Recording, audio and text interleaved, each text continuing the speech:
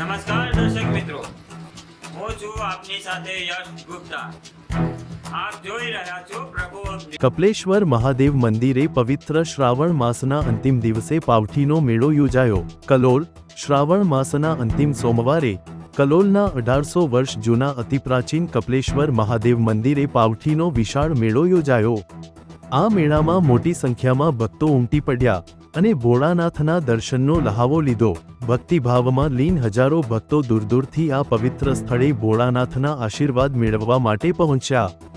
મંદિરમાં વિશેષ આરતી અને પૂજાનો આયોજિત કરવામાં આવ્યો હતો, જેમાં ભક્તોને સુખ અને સમૃદ્ધિ માટે ભોળાનાથના ચરણોમાં પ્રાર્થના કરવાનો અવસર મળ્યો. આ પવિત્ર દિવસે મંદિર અને સમગ્ર કલોલ શહેરમાં એક અનોખું આધ્યાત્મિક અને દાર્શનિક વાતાવરણ છવાયું, જે ભક્તિભાવ અને આનંદથી ભરપૂર હતું.